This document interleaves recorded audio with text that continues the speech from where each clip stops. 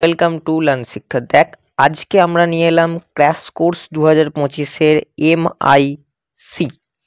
MIC means sir বুঝলাম না। Most important কনসেপ্টের ক্লাস। আমাদের ক্র্যাশ কোর্স ব্যাচের ফার্স্ট ক্লাস আজ থেকে শুরু হলো। ডেটটা এক্সটেন্ড করা হয়েছিল যেহেতু স্কুলের টেস্ট পরীক্ষা চলছিল। যদি তোরা নিতে চাস, আর বোধহয় আর নেওয়া হচ্ছে না, বহু সংখ্যক ছাত্রছাত্রী ভর্তি হয়েছে।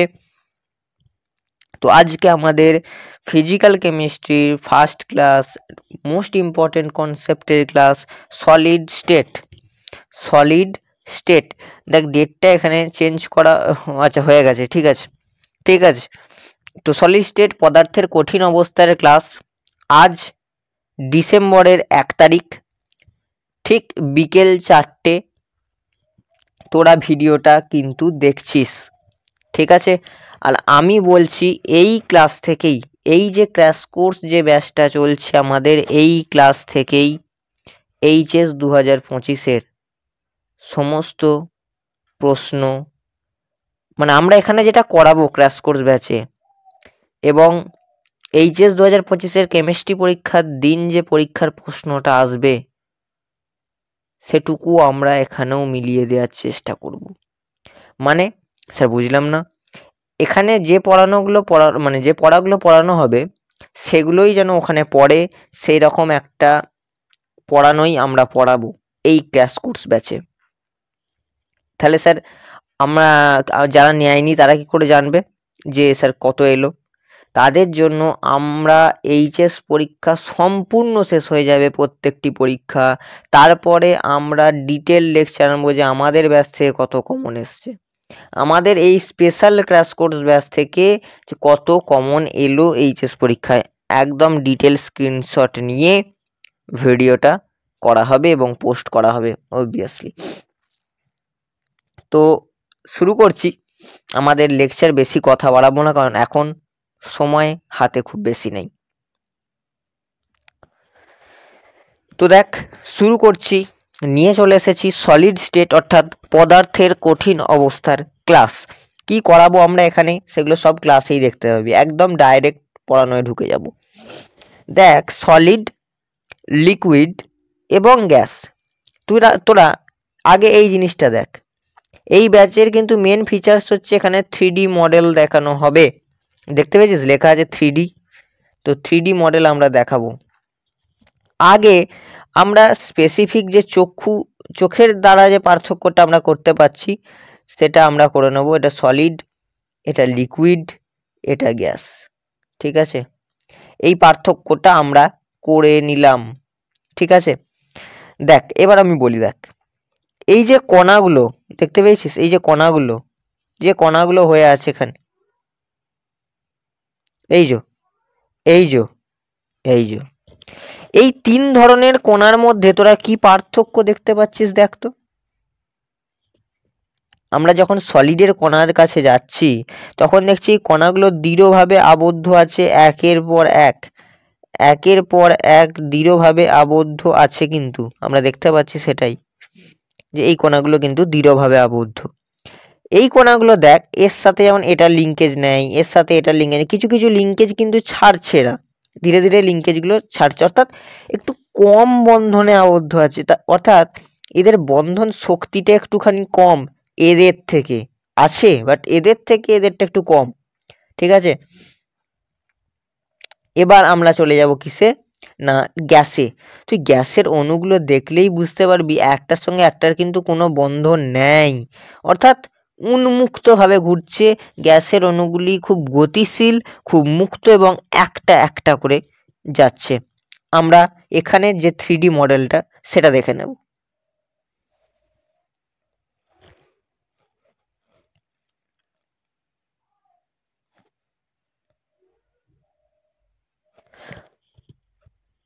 আচ্ছা, তোরা দেখতে পাচ্ছিস এখানে একটা 3D মডেল কিন্তু শো হচ্ছে। দেখাই আমি 3D মডেলটা, দেখতে পেয়েছিস ঘোরাচ্ছি আমি যত এদিক দিয়ে, তোরা আশা করি দেখতে পাচ্ছিস। তো এটা কিন্তু ঘুরছে, ঠিক আছে। ওপরে কি লেখা আছে দেখ, আমি যদি এখানে একটা পেন নিয়ে নিই, পেন নেওয়া যাবে নাকি দেখি, আমার বোর্ডটাতে সমস্যা তো। আশা করছি নেওয়া যাবে না। ইনফরমেশন দিয়ে দিচ্ছি, না পেন কই পাচ্ছি না। তো তোরা দেখ, এটাই দেখ, এটাকে আমরা দেখাচ্ছে যেটা, সেটা হচ্ছে face centre cubic unit cell দেখাচ্ছে, face centre cubic unit cell. তো এগুলোতে আমরা আসবো।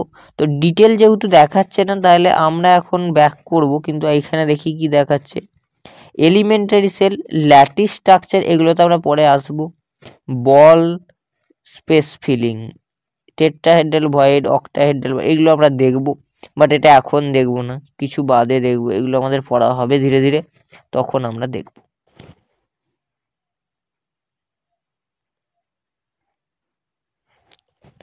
তো দেখ, আমরা চ্যাপ্টারের একটা ওভারভিউ করব। কি করব না, চ্যাপ্টারের একটা ওভারভিউ করব, অর্থাৎ চ্যাপ্টারটাকে এক ঝলকে একবার দেখে নেব। মানে আমরা কি কি দেখব সেটা দেখব। কি দেখব প্রথমেই আমরা দেখে নিই। ইন্ট্রোডাকশন তো আমরা দিচ্ছি, বারংবার ইন্ট্রোডাকশন করছি। আচ্ছা, এটা সাদা বলে রংটা চেঞ্জ করলাম, যা বাবা।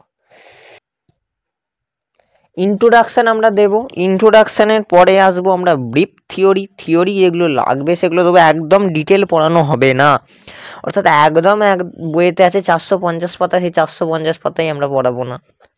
সেটা তাহলে, সেটাই যদি পড়াতাম তাহলে ব্যাচটাকে আমরা টাকা দিয়ে বিক্রি করতাম না।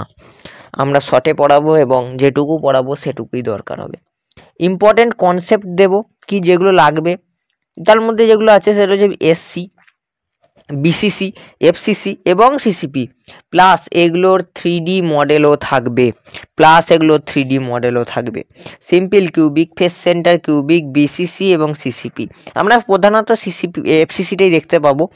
তারপর দেখবো প্যাকিং দক্ষতা, যেটা একটা মোস্ট ইম্পর্টেন্ট টপিকস। আগেরবার এই টপিকটা থেকে কোয়েশ্চেন আসেনি, তো এবছরের জন্য আমি এখন বলে দিলাম, এই টপিকটা থেকে একটা কোয়েশ্চেন এবছরের জন্য 100% তোরা লিখে রেখে দে। প্যাকিং এফিসিয়েন্সির একটা অঙ্ক আসছেই, রো ইকুয়াল টু ZM/NA³। আমরা এগুলো আসছি পরে পরে। তো ইম্পর্টেন্ট ডেফিনেশন আমরা কিছু দেখব, ইম্পর্টেন্ট ফর্মুলা দেখব, এক জায়গায় করা আছে, এবং লাস্টে আমরা বিদায় নেব। ঠিক আছে, লাস্টে আমরা এন্ড করব আমাদের ক্লাস। তো প্রথম আগে তোরা আমাকে জানাবি, কমেন্টেই জানাবি, তোরা কমেন্টে তোদের দুটো অ্যান্সার দিতে হবে, লাস্টে একটা, প্রথমে একটা। তো প্রথমে যখন ভিডিওটা দেখছিস, দেখতে দেখতে কমেন্ট অপশানটা খোল এবং লেখ তোমাদের এই অধ্যায়টার প্রস্তুতিটা কেমন আছে, অর্থাৎ তোরা কি এই চ্যাপ্টারটা আগে কখনো পড়েছিস, তোরা কি এই চ্যাপ্টারটা যাবতীয় যা ফর্মুলা আছে সমস্ত রেডি হয়ে আছে। তো সেই যদি কারোর যদি দারুণ দুর্দান্ত রেডি হয়, তাহলে সে দারুণ পড়েছিতে ক্লিক করবে। যদি কেউ না পড়ে থাকে তাহলে সে নেইয়ে ক্লিক করবে, মানে পড়া নেই। যদি কারোর ওই টুকিটাকি পড়া আছে, শুনেছি কত, মোটামুটি দেখবে। আর যে কিচ্ছু জানে না সে লিখবে আমি কিচ্ছু জানি না, অর্থাৎ একদম কিচ্ছু জানি না। তো এটা তোমরা কমেন্টে লিখবে। কি করবে তোমরা, এগুলো কমেন্ট করবে। আর যে এই যে ক্লাসের যে পিডিএফটা যেটা হবে, যেটাই আমরা ক্লাস করাচ্ছি, এই পিডিএফটা তোমরা কিন্তু কোথায় পেয়ে যাবে, আমার ডেসক্রিপশানে লিঙ্ক থাকবে, সেই জায়গাটায় লিঙ্কে ক্লিক করে পিডিএফটা পেয়ে যাবে, ক্লাস নোটটা পেয়ে যাবে, কিংবা আমার অ্যাপে গেলেও তোমরা পেয়ে যাবে, আর অ্যাপ কীভাবে ডাউনলোড করবে সেটা নিয়ে আমার ইউটিউবে ভিডিও আছে, সেটার লিঙ্কও ডেসক্রিপশানে থাকবে। তো শুরু করছি একদম ফার্স্টে, ডেফিনেশন। ব্যাকগ্রাউন্ডটা খুব সুন্দর করেছে, কিন্তু ডেফিনেশনটা কি না, পদার্থের কঠিন অবস্থা। আমরা ডেফিনেশনটা যেটা লেখা আছে এটার থেকেও একটু সহজভাবে পড়বো। তো পদার্থের কঠিন অবস্থা জিনিসটা কি না, কঠিন অবস্থা আমরা জানি, কঠিন বলেই দেওয়া আছে যে এখানে জিনিসগুলো কিন্তু কঠিন, কিন্তু চ্যাপ্টারটা কিন্তু খুব সহজ। তো কঠিন যদি আমরা বলতে চাই না, এই পদার্থগুলো খুব দৃঢ়, আমরা বলতে পারি পদার্থগুলো খুব দৃঢ়, যেখানে কণাগুলো ঘন সন্নিবিষ্টভাবে বা ঘনিষ্ঠভাবে অবস্থান করে, অর্থাৎ প্যাকড থাকে, কমপ্লিটলি প্যাকড থাকে, এবং শক্তিশালী শক্তি দ্বারা একত্রিত থাকে, তাদেরকেই বলা হচ্ছে পদার্থের কঠিন অবস্থা। এবং যাদের একটা নির্দিষ্ট আকার এবং আয়তন আছে, ইজ কল্ড সলিড স্টেট। তাহলে কি হলো, পদার্থের অবস্থা পদার্থের অবস্থা যেখানে কণাগুলি ঘনিষ্ঠভাবে প্যাক করা হয় এবং শক্তিশালী শক্তি দ্বারা একত্রিত হয়, এটি একটি নির্দিষ্ট আকার এবং আয়তন দেয়, অর্থাৎ আকার এবং আয়তন আছে, তাদের বলা হয় পদার্থের কঠিন অবস্থা। এটা আমাদের পড়া হলো। তো সলিড স্টেট যদি আমরা ইংরাজিতে কি বলবো, না এটারই ইংরাজি ভার্সন আমরা লিখে দিয়েছি না, স্টেট অফ ম্যাটার, দাঁড়া, state of matter where the particles are closely packed and held together by strong forces giving a definite shape and volume।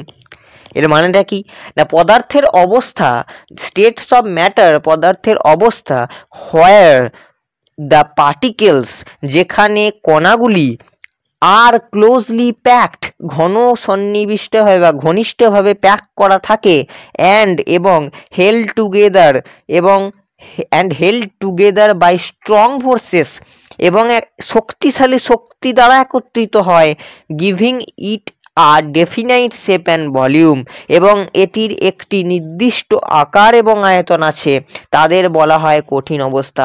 এক কথায় পদার্থের কঠিন অবস্থার কণাগুলো কঠিন মানে কি, আমি একটু আগে দেখালাম যে জায়গাটায়, কঠিন মানে কি কণাগুলো ঘন সন্নিবিষ্টভাবে অবস্থান করছে, পুরো টাইটলি ক্লোজলি প্যাকড।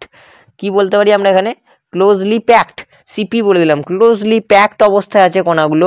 তো ক্লোজলি প্যাকডে থাকলে কি হবে, ক্লোজলি প্যাকডে যে কণাগুলো আছে ঘন সন্নিবিষ্ট হবে শক্তিশালী শক্তি দ্বারা, শক্তিশালী শক্তি অর্থাৎ একটা স্ট্রং ফোর্সেস সেখানে ক্রিয়া করছে, সেগুলোর মাধ্যমে কণাগুলো একত্রিত হয়ে আছে এবং একটা নির্দিষ্ট আকার এবং আয়তন আছে, তাদেরকেই আমরা বলবো পদার্থের কঠিন অবস্থা। আশা করি এই স্লাইডটায় পুরোটাই তোদের ক্লিয়ার হয়েছে। এবার আমরা দেখব টাইপস কি, কত ধরনের হয়, কত ধরনের হতে পারে এই সলিড স্টেট।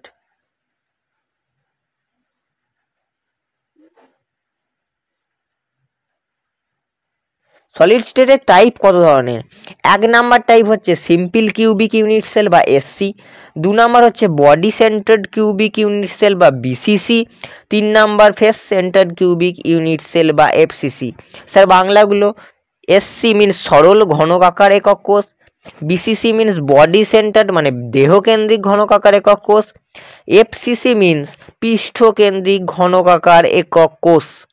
তো স্যার এদের কণা সংখ্যাগুলো তো আপনি লিখতে পারতেন, এখানে লিখলেন না কেন? হ্যাঁ লিখেছি, পরের স্লাইডে আছে।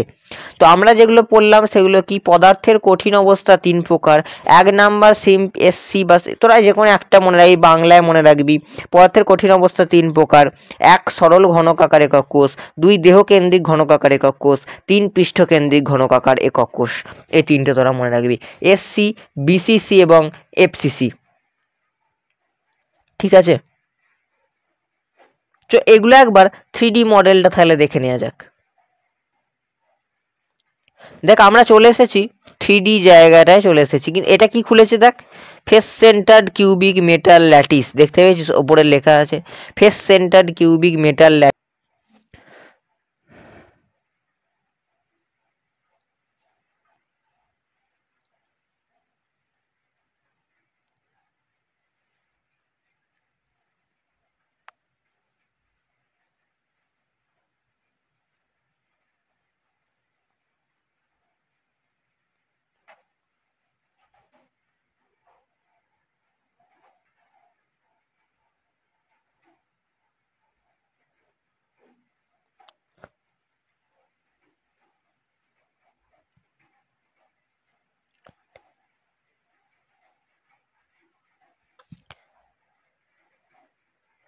তো দেখ আমরা ফেস সেন্টার্ড কিউবিক ইউনিট সেলগুলো কিভাবে দেখব, মনে কর তোকে একটা অঙ্ক দিল যেটা আমরা এমআইপি তে দেখবো, এমআইপি সলিড স্টেটের পরের একটা লেকচার হবে এমআইপি, এটা এমআইসি চলছে, মোস্ট ইম্পর্টেন্ট প্রবলেমের হবে ওটা, শুধুমাত্র এমসিকিউ এসএকিউ যা আসে একটু মানে অঙ্ক সমস্ত কিছু এই লেকচারটা আসবে। এটাতে শুধু থিওরি পড়ানো হয়ে গেল, থিওরি এর বাইরে পড়তে হবে না, অঙ্ক ওর বাইরে পড়তে হবে না, এবার প্র্যাকটিস তুই অঙ্ক আলাদা করে করতে পারিস, বাট থিওরি এর বাইরে নয়। তো আমি আগে দেখিয়ে দিই, তো এফসিসির অণুগুলো কোথায় কোথায় থাকে। দেখ এই যে ঘনকটা দেখতে পাচ্ছিস, আমি ঘোরাচ্ছি, তোরা সামনে যেটুকু দেখতে পাচ্ছিস দেখাচ্ছি, দেখ দেখ 4 কোণে 4টে কোণা আছে, দেখতে পেয়েছিস? 4 কোণে 4টে কোণা, 4 কোণে 4টে কোণা, মাঝে একটা কোণা। 4 কোণে 4টে কোণা মিন্স, দেখাই ঘুরছে না,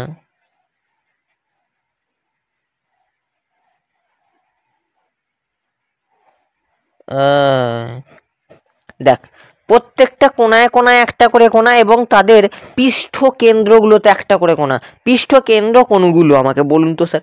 পৃষ্ঠ কেন্দ্র হচ্ছে, পৃষ্ঠ কেন্দ্র কোনগুলো?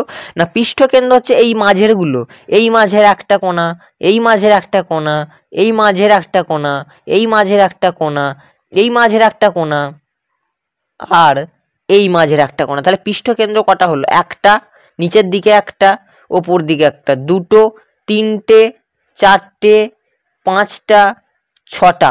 ছটা পৃষ্ঠ কেন্দ্র রইল। কিন্তু এই ছটা পৃষ্ঠ কেন্দ্র, যে ছটা পৃষ্ঠ কেন্দ্র রইল, আমি চলে যাব ব্যাকেতে।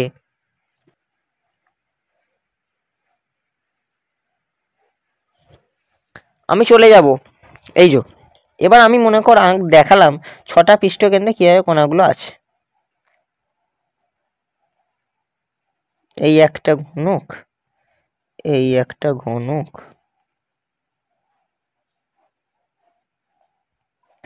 তো তো তো তো তো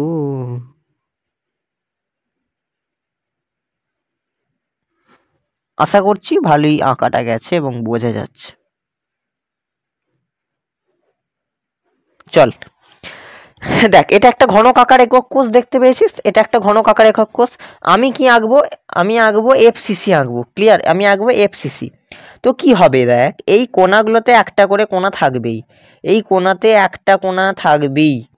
এইখানে একটা কোণা রইলো, এইখানটাতে, এখানে একটা কোণা, এখানে একটা কোণা, এখানে একটা কোণা। আমি ভালো করে আঁকবো।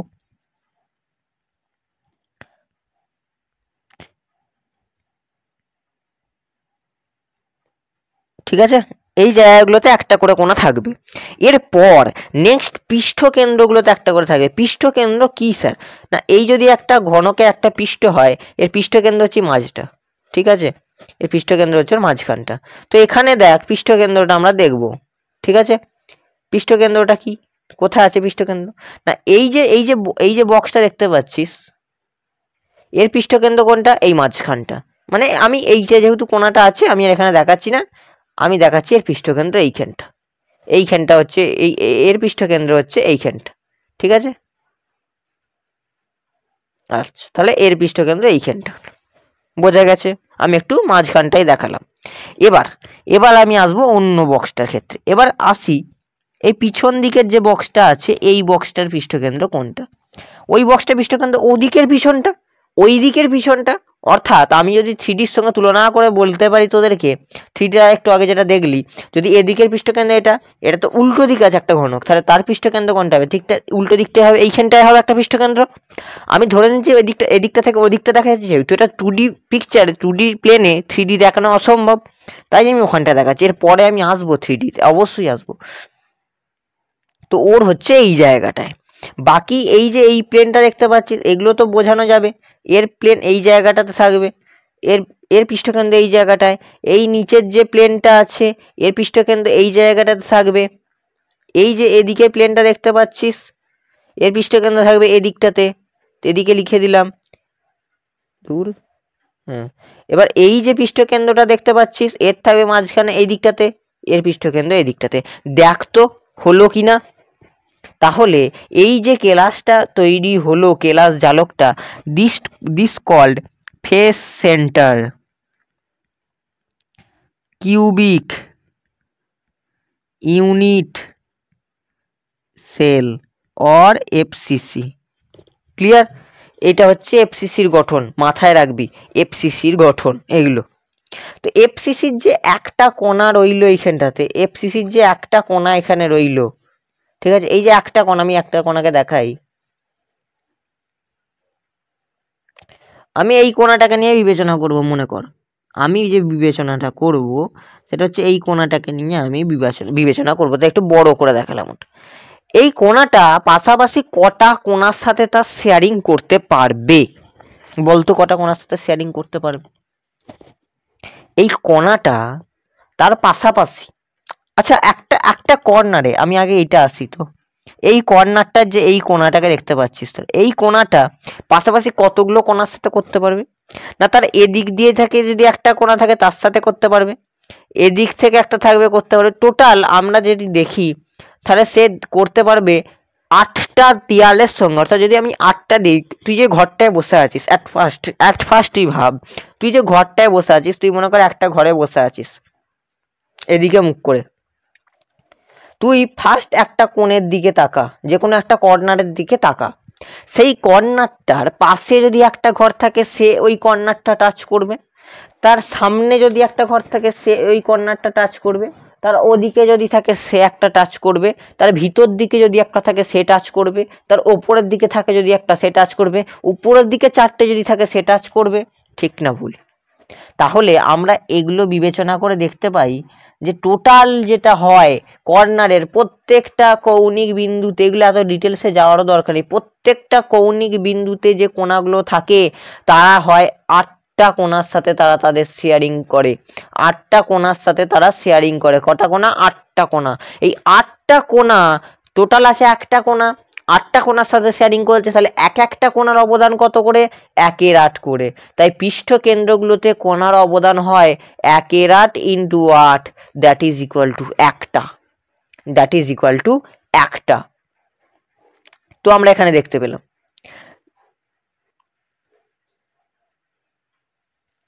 দেন আমরা চলে যাব রাশি পরিবর্তন। কিসে যাব? রাশি পরিবর্তন। এগুলো কি হয়? এগুলো হয় ম্যাথের ক্ষেত্রে, অর্থাৎ নিউমেরিক্যালের ক্ষেত্রে খুব লাগে। নিউমেরিক্যালের ক্ষেত্রে VVI MP মানে ভেরি ভেরি ইম্পর্টেন্ট। কোনগুলো? এই কটা, শুধুমাত্র এই কটা।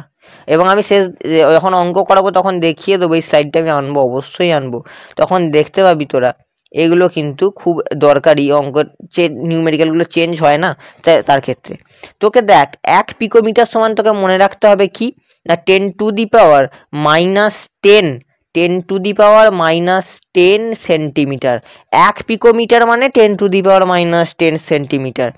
1 ন্যানোমিটার মানে 10 টু দি পাওয়ার -7 সেন্টিমিটার, এবং 1 angstrom means 10 to the power -8 centimetre. তাহলে 1 অ্যামস্ট্রং মানে 10 টু দি পাওয়ার -8, 1 ন্যানোমিটার মানে 10 টু দি পাওয়ার -7 সেন্টিমিটার, এবং 1 picometre means 10 to the power -10 centimetre. তুই সেন্টিমিটার থেকেই বেশিরভাগ অঙ্কগুলো হবে, বাট সেন্টিমিটার থেকে যদি কোথাও মিটারে নিয়ে যেতে সেন্টিমিটার থেকে, তাহলে সেখান থেকে তুই সেন্টিমিটারে নিয়ে গেলি, সেন্টিমিটার থেকে মিটারে তো সবাই নিয়ে যেতে পারবে, তুই মিটারে নিয়ে চলে গেলি। দেন আমরা যেটায় আসবো সেটা হচ্ছে 2D ল্যাটিস, অর্থাৎ দ্বিমাত্রিক ল্যাটিসে আসবো আমরা। এর ভেতরেও এরপরে আরো আরো অনেক কিছু জিনিস আমাদের পড়তে হবে, কিছু নিউমেরিক্যাল জানতে হবে। তো আমরা আসবো দ্বিমাত্রিক ল্যাটিস, অর্থাৎ যাকে আমরা বলি এক কথায় ব্র্যাভেস ল্যাটিস। ঠিক আছে, ব্র্যাভেস ল্যাটিস। এরা 2Dটাকে লিখলো, 2D নয় বাবা, যে লিখছে সেও ভুল লিখছে।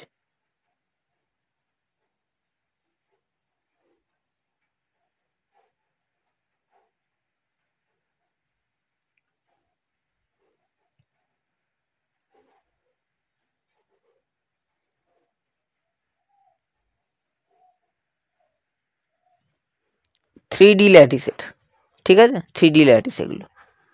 কে বলেছিল 2D ল্যাটিস?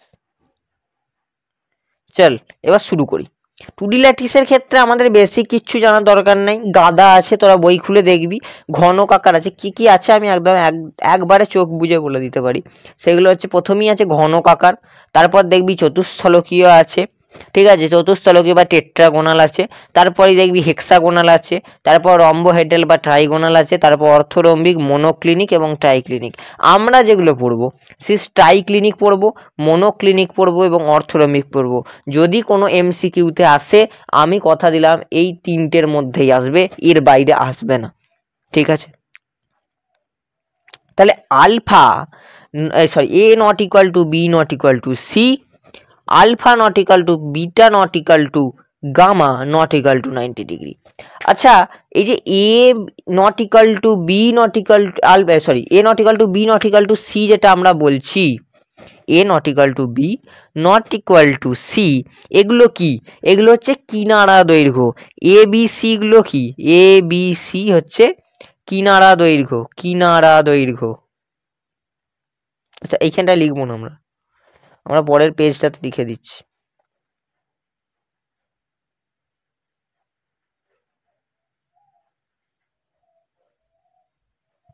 এই যে এ বি সি এগুলো হচ্ছে কিনারা দৈর্ঘ্য। আলফা বিটা গামা এইটা কি? আলফা বিটা গামাটা হচ্ছে আমাদের আন্তঃঅক্ষীয় কোষ, আন্তরক্ষীয় কোষ। ঠিক আছে, এগুলো মাথায় রাখবি, নাহলে মনে হতে পারে স্যার হঠাৎ করে এ বিটা কি হলো। ঠিক আছে,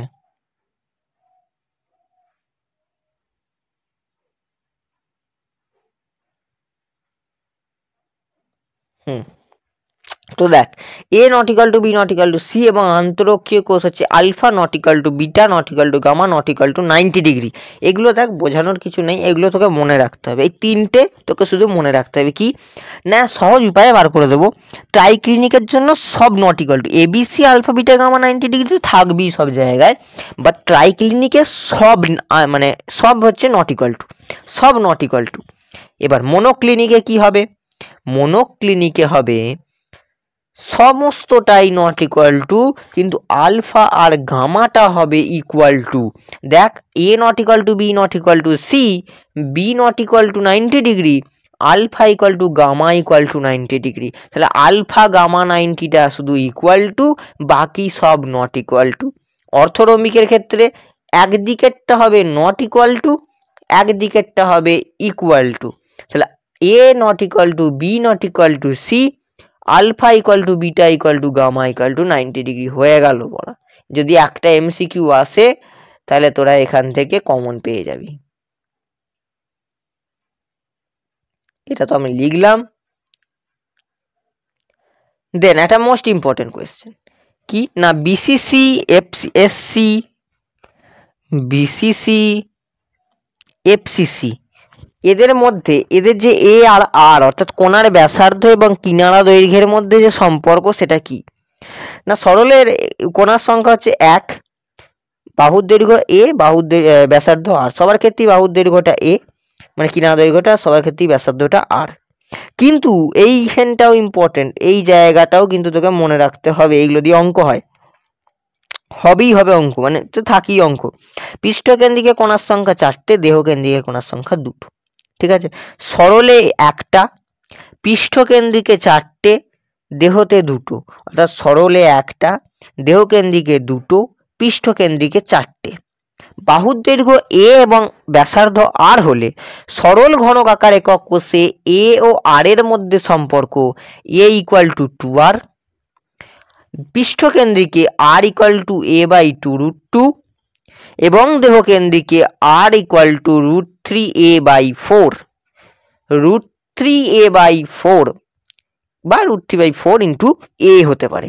তাহলে a equal to 2r, a r equal to a by 2√2, r equal to √3a by 4।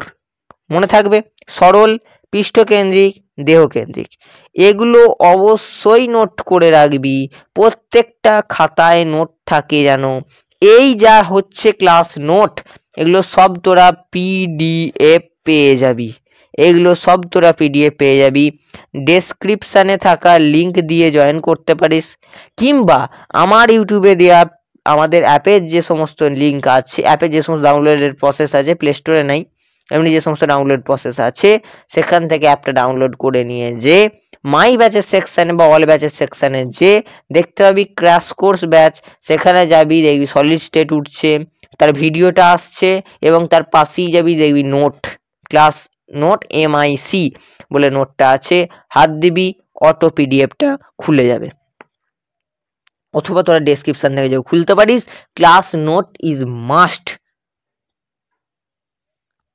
চলে যাব আমরা একদম লেকচারের শেষ প্রান্তেই চলে এসেছি, চলে যাব প্যাকিং দক্ষতায়। কি হয় প্যাকিং এফিসিয়েন্সি? প্যাকিং দক্ষতার ইংরাজি মানেটা কি? প্যাকিং এফিসিয়েন্সি না আরো ডেফিসিয়েন্সি না এফিসিয়েন্সি? সেটাই আমার একটু সন্দেহ। 1 সেকেন্ড।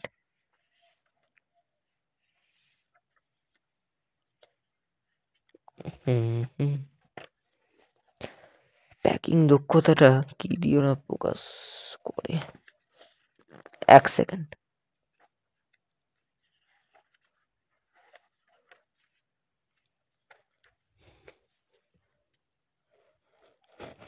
প্যাকিং এফিসিয়েন্সি, ঠিকই বলেছিলাম।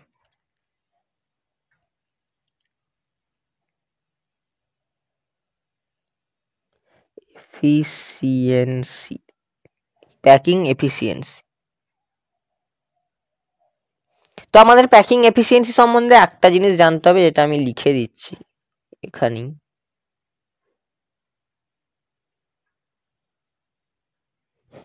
সেটা হচ্ছে, এইখানে লিখছি,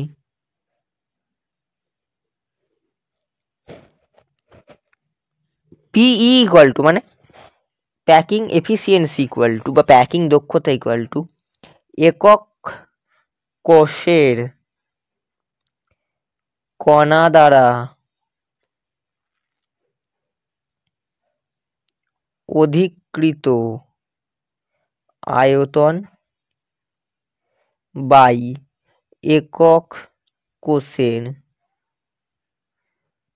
মোট আয়তন। এটা তোদের মনে রাখতে হয়। কি প্যাকিং এফিসিয়েন্সি, এটা মানে কি না প্যাকিং দক্ষতা, ঠিক আছে? প্যাকিং দক্ষতা ইকুয়াল টু একক কোষের কণা দ্বারা অধিকৃত আয়তন বা একক কোষের মোট আয়তন। তোকে জিজ্ঞাসা করতে পারে প্যাকিং দক্ষতা বলতে কি বোঝে, তোকে লিখতে হবে তখন। প্যাকিং দক্ষতা বলতে বোঝায় একক কোষের কণা দ্বারা অধিকৃত আয়তন এবং একক কোষের মোট আয়তনের অনুপাতই হলো প্যাকিং দক্ষতা। দিয়ে লিখে দিতে হবে প্যাকিং দক্ষতা সমান একক কোষের কণা দ্বারা অধিকৃত আয়তন বাই একক কোষের মোট আয়তন। অর্থাৎ এই জায়গাটা তোকে লিখতে হবে, এটা কিন্তু ইম্পর্টেন্ট। এরপর আসবো কিছু গুরুত্বপূর্ণ সূত্রে। তোকে এরকম একটা গুরুত্বপূর্ণ সূত্র দিয়ে তো অঙ্ক আসবেই, অর্থাৎ এই সূত্রটা দিয়ে বেশিরভাগ অঙ্ক এবছর হবে, বেশিরভাগ না মানে একটাই অঙ্ক থাকে, সে অঙ্কটা এবছর আসবে। এই সূত্র দিয়ে যাবতীয় যা অঙ্ক চোখের সামনে দেখতে হবে সব করে দিবি। আগে আমার এমআইপি লেকচারটা হোক, মোস্ট ইম্পর্টেন্ট প্রবলেমের লেকচারটা হোক, তারপর তোরা দেখবি সব জলবৎ তরলত ব্যাপার অঙ্ক করবি। যারা শিখে গেছিস এখন থেকেই শুরু করে, যারা এই চ্যাপ্টারটা পড়ে ফেলেছিস তারা এখন থেকে এইটার অঙ্ক করা শুরু করে দে। এবং পরমাণুর সংখ্যা এইটা মানে এর সঙ্গে এটাকে অর দিয়ে দেবে, 2 + 1 করে 3 করে দেবে। কোষের সংখ্যা নির্ণয় এবং পরমাণুর ব্যাসার্ধটা আমি বলে দিয়েছি আর এর মধ্যে সম্পর্ক, ওখানে বসিয়ে দিলি কেস, কাজ শেষ। তো গুরুত্বপূর্ণ সূত্রে কি আছে না, একক কোষের সংখ্যা বার করতে গেলে কি করতে হবে, পরমাণুর সংখ্যা বার করতে গেলে জেড দিয়ে ভাগ করতে হবে। কেলাসের ঘনত্ব, এটা মোস্ট ইম্পর্টেন্ট, সেটা রো ইকুয়াল টু ZM/NA³ এর একটা ফর্মুলা হয়। রো ইকুয়াল টু ZM/NA³ ছাড়াও ফর্মুলাটা হয়, কি ফর্মুলা না, অনেক জায়গায় অনেকে করাতে পারে এরকম, rho equal two ZM/NA into A³ বলবি সে NA কি, আপনি তো লিখলেন N না, NAটা মিনস অ্যাভোগাড্রো সংখ্যা। NA শুধু মাত্র N লিখলেও কোনো সমস্যা নাই, আবার NA লিখলেও কোনো সমস্যা নেই। তো আমি বলবো NAটাই তোরা লিখবি, অর্থাৎ এটা কি তোরা বেশি পছন্দ আশা করি করবি। NAটা এটা আমার লেখা ছিল, দিয়ে দেওয়া হয়ে গেছে, আর তো কিছু করার নেই। তাই আমি বলবো rho equal to ZM by, সূত্রটা যখন বসাবি তখন তাহলে লিখতে হবে তো ZM/NA into A³ by NA, তলার এটা কিন্তু বড় হাতের, অর্থাৎ NA মানে অ্যাভোগাড্রো সংখ্যক, ঠিক আছে? আর চৌম্বক ভ্রামক দিয়ে MCQ দিতে পারে প্রায়, এখন দেখবি অনেক স্কুলে টেস্ট পরীক্ষাতেই দিচ্ছে চৌম্বক ভ্রামক দিয়ে একটা অঙ্ক, স্পিন দিয়ে দেবে একখানা অঙ্ক, সেটাই মানে তার মানে চৌম্বক ভ্রামক। তোকে এখানে বার করতে হয় mu equal to √n into n+2 Bohr magneton, এই দুটো ফর্মুলা, এই একটা ফর্মুলা দিয়ে তোকে বার করতে হবে চৌম্বক ভ্রামকের ফর্মুলা, বা স্পিন অনলি দিয়ে দেবে, দেখবি ব্যাকেটে লেখা থাকে তাদের। তো তোকে চৌম্বক ভ্রামক বার করতে বলে তুই এই ফর্মুলাটা লাগাবি, যেটা আসবে উত্তর রুট দিয়ে সেটাকে বসিয়ে দিবি n into n+2 Bohr magneton, যদি দেওয়া থাকে রুটে যা উত্তর আসবে যদি মিলে যায় সেটাই দিয়ে আসবি, MCQ করে চোখ বুঝে ঠিক হয়ে যাবে যদি এই সূত্রটা দিয়ে হয়ে থাকে। তো রো ZM/NA³ তোকে লিখতেই হচ্ছে, লিখে দিলাম। এরপর একটা আমি কিন্তু খুব ভালো জিনিস পড়াবো, যেটা কিন্তু তোদের মন দিয়ে শুনতে হবে, কারণ এই অঙ্ক বেশিরভাগ সময়ই দিয়ে থাকে, প্রায় বহু 1 বছর অন্তর অন্তরই দিয়ে থাকে, বেশিরভাগ বলাটা ভুল আমার, দিয়ে থাকে এগুলো। ঠিক আছে, তো আমাদের এইগুলো কিন্তু শিখে নিতে হবে। ঠিক আছে, তো আগে আমরা একটা ছবি এঁকে নেব, দেখে নি।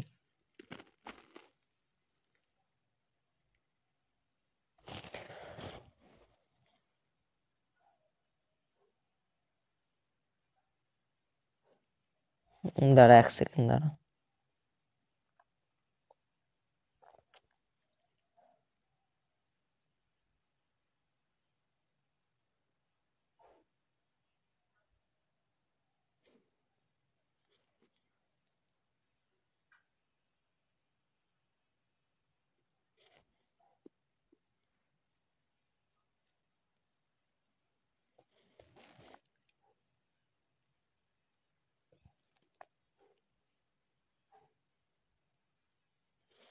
এগুলো আঁকাগুলো হচ্ছে না এখানে ঠিকঠাক, বাট তোরা এগুলো কিন্তু দেখে নিবি, আমার একদম ডিটেল ভাবে করানো আছে, যেটা সলিড স্টেটের ইউটিউবে যে লেকচারটা আছে, এটা দেখে কিন্তু তোরা করে নিবি। ঠিক আছে, এটা আশা করি আসছে না কেন জানি না, বাট সমস্ত কিছু একটা হচ্ছে।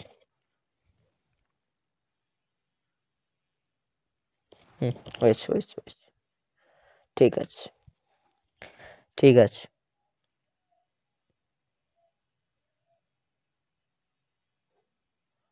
ঠিক আছে, এটা এইদিকে।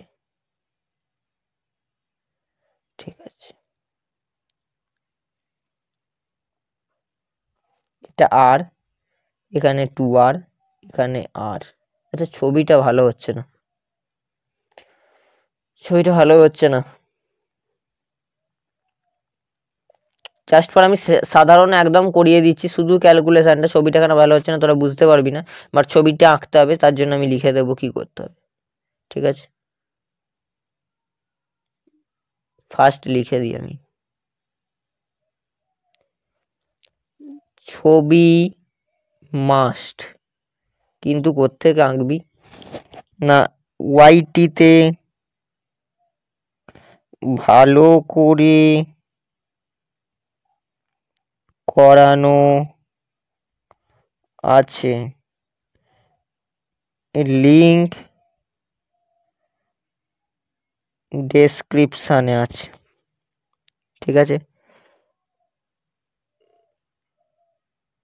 ক্যালকুলুটা আমি করে দিচ্ছি, তো তোরা দেখতে পাবি দুটো আর দেওয়া থাকবে, আর 2R 2R। ঠিক আছে, তাহলে প্রথম যে সমকোণী ত্রিভুজটা তোরা পাবি, এটা না আঁকলে কিন্তু বোঝা যাবে না, আমার ক্যালকুলেশনটা মনে আছে, আমি সেই করে দিচ্ছি। তো সমকোণী ত্রিভুজ যদি আমি ধরি একটাকে, কি করেই বা ধরবো, করা তো যাবে না। হ্যাঁ, সমকোণী ত্রিভুজ যে কোনো একটা ধরবি, দিয়ে তাকে একটা মনে কর সমকোণী ত্রিভুজ এলো এরকম, তো উল্টো দিকে আসবে এটা, তো অতিভুজ স্কোয়ার সমান লম্ব স্কোয়ার, অতিভুজ স্কোয়ার সমান লম্ব স্কোয়ার প্লাস ভূমি স্কোয়ার করে দিবি, দিয়ে যেটা আসবে, অতিভুজ স্কোয়ার সমান লম্ব স্কোয়ার প্লাস ভূমি স্কোয়ার করলি, তো যেটা আসবে সেটা একটা জায়গায় রেখে দিলি, তার মান একটা আসবে রুট দিয়ে, মনে কর এলো তোর √2a আসবে মানটা, এবং আবার একটা যে সমকোণী ত্রিভুজ থাকবে, সেটা অতিভুজ স্কোয়ার সমান লম্ব স্কোয়ার প্লাস ভূমি স্কোয়ার করে দিবি, যেতে দিবি তার এ সমান আসবে, তো দেখবি 4/√3 ইন্টু আর আসবে, 4/√3 ইন্টু আর আসবে। ঠিক আছে, তো একটা এলো এ সমান বেরোবে, আর এটা বেরোবে তোর বিসি সমান বা কিছু একটা সমান বেরোবে, যার হোল স্কোয়ারটা করছিস সেখানে। তো যেটা করবি তার আগে তার মানটা কিন্তু বসিয়ে দিতে হবে। ঠিক আছে, তুই মনে কর এইখানে বেরোলো, এটা বেরোলো তোর হচ্ছে তোর বিসি। ঠিক আছে, ABC, তোর বিসির মানটা বেরিয়েছে, তোর এখানে যখন বিসির মানটা এখন করবি, বিসির মানটা কিন্তু এখানে বসিয়ে দিতে হবে, বিসির মান আগে যেহেতু বেরিয়ে গেছে, তো সেখানে বসিয়ে দিলি, 4/√3 ইন্টু আর পেয়ে যাবি, 4/√3 ইন্টু আর পেয়ে যাওয়া মানেই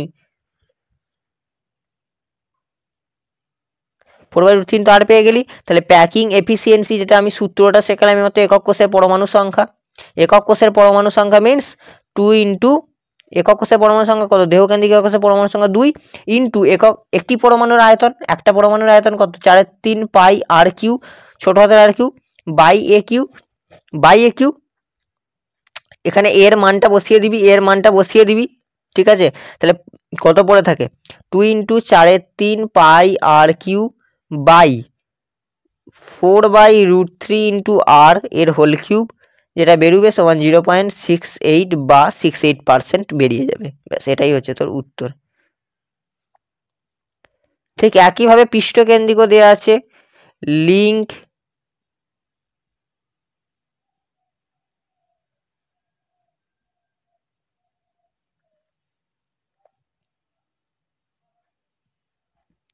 link in description for picture and calculation।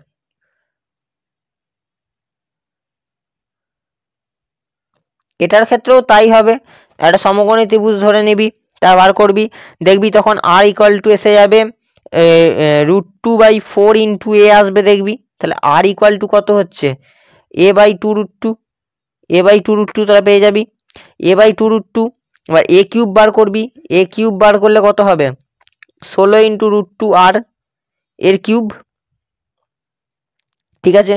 দিয়ে প্যাকিং দক্ষতাটা বার করবি, যেমন ভাবে কোণার সংখ্যা 4 ইন্টু 4/3 পাই আর কিউব বসিয়ে তলায় জিজ্ঞাসা চিহ্ন, মানে জিজ্ঞাসা চিহ্ন বলতে তুই এ কিউবটা বসিয়ে দিবি, এ কিউব দ্যাট মিনস এটার কিউব, এটা এখানে বসে যাবে, এটা এখানে বসে যাবে, ক্যালকুলেশন হয়ে উত্তর আসবে 0. ক্যালকুলেশন হয়ে খুব সমস্যা, ছবিটা আঁকা নেই না,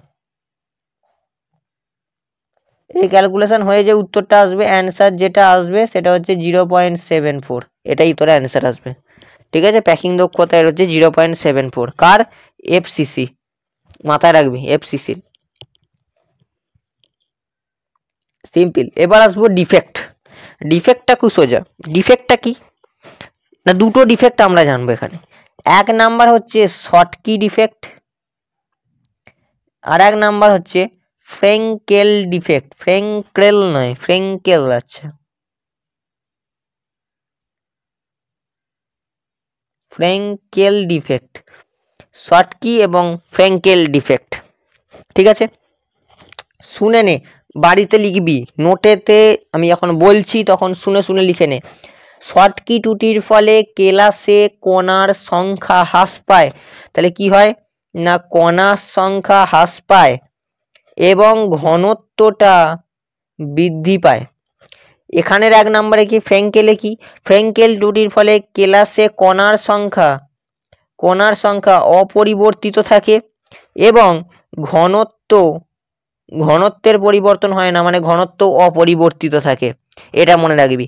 এখান থেকে এমসিকিউ হতে পারে কোন ধরনের ত্রুটির ফলে কেলাসের ঘনত্ব অপরিবর্তিত থাকে, উত্তর হয়ে যাবে ফ্রেঙ্কেল ডিফেক্টের ফলে, উত্তর হয়ে যাবে ফ্রেঙ্কেল ডিফেক্টের ফলে। তো শর্ট কি ফ্রেঙ্কেল লিখছি, দেখ এটা কি হবে না আয়নীয় যে কেলাস থাকবে, আয়নীয় কেলাস থেকে সমসংখ্যক মানে ইকুইভ্যালেন্টই বলে বোধহয়, সমসংখ্যক ক্যাটায়ন অ্যানায়ন মানে নিরুদ্দিষ্ট হয়ে যাবে, নিজস্ব স্থান ত্যাগ করে যাবে, অর্থাৎ সমসংখ্যক ক্যাটায়ন এবং অ্যানায়ন বেরিয়ে যায়। আর এখানে সমসংখ্যক নয়, আয়নীয় কেলাস থেকে সাধারণত শুধুমাত্র ক্যাটায়ন নিরুদ্দিষ্ট হয়। তাহলে কি বললাম বোঝা গেল কথাটা, শর্টকি এবং ফ্রেঙ্কেলে শর্টকিতে কণার সংখ্যা হ্রাস পায়, কেলাসের ঘনত্ব বাড়ে, কেলাসের ঘনত্ব হ্রাস পায়। ফ্রেঙ্কেল ত্রুটির ফলে কেলাসে কণার সংখ্যাটা অপরিবর্তিত থাকে কিন্তু ঘনত্বটারও কোনো পরিবর্তন হয় না, ঠিক অপরিবর্তিতই থাকে। আয়নীয় কেলাস থেকে সমসংখ্যক ক্যাটায়ন ও অ্যানায়ন বেরিয়ে যে নির্দিষ্ট স্থান ত্যাগ করে জায়গাটা তারা নির্দিষ্ট হয় অর্থাৎ বেরিয়ে যায়। আর আয়নীয় কেলাস থেকে শুধুমাত্র সাধারণত ক্যাটায়নটাই নির্দিষ্ট হয়, দিস কল্ড ফ্রেঙ্কেল ডিফেক্ট। তো আমাদের লেকচার শেষ হলো, আর কিছু নেই এই চ্যাপ্টারটা থেকে। হ্যাঁ, আর একটা জিনিস যেটা আছে,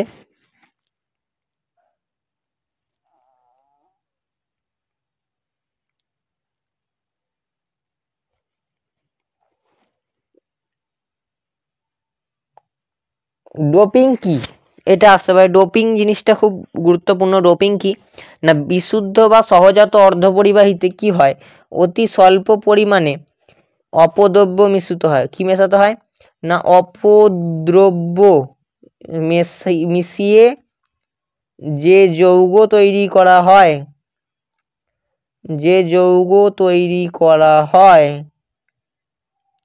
তাকে ডোপিং বলে। কিসে অপদ্রব্যটা যোগ করব না, সহজাত অর্ধপরিবাহিতে অর্থাৎ সেমি কন্ডাক্টরে যুক্ত করব। এসসি মানে আমার অনেকে ভাববে সিম্পল কিউবিক। তো ডোপিংটা কিসে করা হয় না, ডোপিংটা যেটাতে করা হবে, ডোপিং করা হয় কিসে, সহজাত অর্ধপরিবাহিতে। সহজাত অর্ধপরিবাহিতে অপদ্রব্য মিশিয়ে যে যৌগ সংজাত যৌগ তৈরি করা হয় তাকে বলা হয় ডোপিং। আচ্ছা, এই ডোপিং এর ফলে এই ডোপিং আর কি অর্ধপরিবাহী কত ধরনের হয় না, এন টাইপ একটা হয়, পি টাইপ একটা হয়। এন টাইপ কি না, সিলিকন, জার্মেনিয়াম এগুলোর ক্ষেত্রে অতি স্বল্প পরিমাণে পঞ্চযোজী মৌল ডোপিং করাতে হয়। যেমন ফসফরাস, আর্সেনিক এগুলো ডোপিং করানো হলে যে যৌগ তৈরি হয় তাদেরকে বলে এন টাইপ অর্ধপরিবাহী। আচ্ছা, পি টাইপটা কি, পি টাইপটা হচ্ছে না, বিশুদ্ধ সিলিকন এবং জার্মেনিয়ামের মধ্যে এই একই জিনিস, সিলিকন আর জার্মেনিয়ামের মধ্যে ত্রিযোজী যৌগ ডোপিং করাতে হয়। ত্রিযোজী যৌগ যেমন বোরন, অ্যালুমিনিয়াম এগুলো দিয়ে ডোপিং করালে যে যৌগ পাওয়া যায় তাদেরকে বলা হচ্ছে পি টাইপ যৌগ। যে যৌগটা পাওয়া যায় তাদের পি টাইপ যৌগ বলে। ব্যাস, এই চ্যাপ্টার থেকে আর কিচ্ছু পড়ার নেই, এটুকুই এই চ্যাপ্টার থেকে পড়ার, কাজ শেষ চ্যাপ্টারটার। সলিড স্টেটের আর কিচ্ছু জানার নাই। সলিড স্টেট চ্যাপ্টারটা এই অবধি এতটাই সংক্ষেপে পড়ানো হলো। বাট চ্যাপ্টারটা হ্যাঁ আর একটু বাড়তো যদি আমার কাছে ছবিগুলো থাকতো, ছবিগুলো আনা হয়নি, একদম ভুলে গেছি। বাট তোদের কাছে দেওয়া রইল লিঙ্ক, তোরা কোথাও দেখে নিবি যে ভিডিওটা আমার ইউটিউবে যে দেখে নিবি। আমি গোটা প্লেলিস্টটার লিঙ্ক দিয়ে দেবো। সলিড স্টেটে সেই লেকচারগুলো খুলবি এবং সেখানে দেখতে পাবি 3 নম্বর কি 2 নম্বর, এই 3 নম্বর কি, হ্যাঁ 2 নম্বর লেকচারে তোরা সেখানে দেখতে পেয়ে যাবি যে 3 নম্বরই সম্ভবত, ওখানে আমার ক্যালকুলেশন করা আছে, সমস্ত ছবি এনে এনে ক্যালকুলেশন করে দেওয়া আছে, তোরা সেগুলো নোট করে নিবি। দেন এই ক্লাসে তোরা ফিরে আসবি এবং ক্লাস করবি আবার এই ক্লাসে। তো লিখবি কমেন্টে, আবার লিখবি, কমেন্ট অপশানটা খুলে নিবি এবং তারপর লিখবি আজকের এই কনসেপ্ট বেসিস ক্লাসটা তোদের কেমন লেগেছে। সেটা যদি খুব ভালো হয় খুব ভালো, মোটামুটি লাগলে মোটামুটি, যেটা লাগবে সেটা তোরা জানিয়ে দিবি যে খুব ভালো লিখবি অথবা খুব মোটামুটি লিখবি। তাহলে এক একজন কটা করে কমেন্ট করবি, 2টো করে। সলিড স্টেটটা কীরকম রেডি আছে সেটা একটা করবি, আর খুব ভালো না মোটামুটি ক্লাস লেগেছে সেটা একটা করবি। তোদের কমেন্ট আমি, যারা যারা কমেন্ট করবে পরের ক্লাসে অর্থাৎ এমআইপিতে, তাদের কমেন্ট কিন্তু আমি নিয়ে আসবো। তবে তাদের নাম আর কি, আমি একটা বোর্ড থাকবে, বোর্ডের মধ্যে তার মধ্যে নামটা টাইপিং করা থাকবে, আমি নিয়ে আসবো তার নামগুলো, তোরা কমেন্ট করবি। আর একটা কাজ তোদের করতে হবে, যেটা হচ্ছে এটা,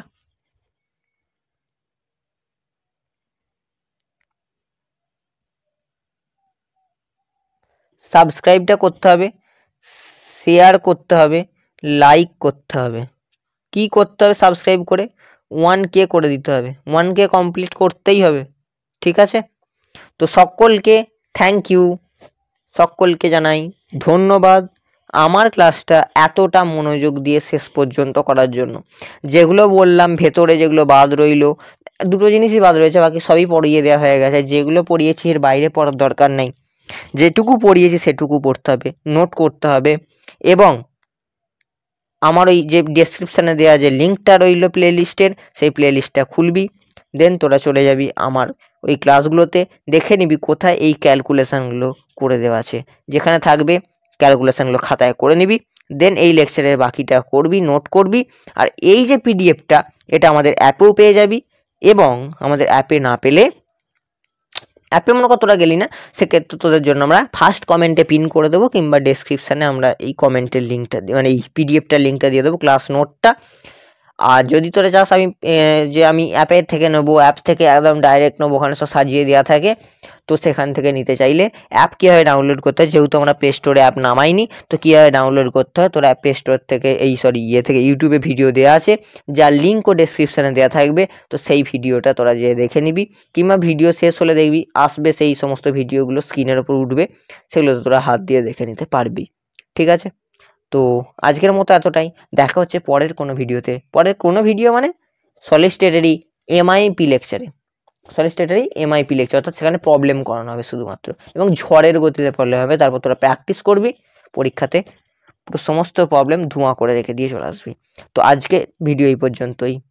ততক্ষণ তোরা ভালো থাকিস, সুস্থ থাকিস, ভালো করে পড়াশোনা করতে থাকিস, যেগুলো করালাম সেগুলো নোট করবি, ক্লাস করবি। Take care, good bye.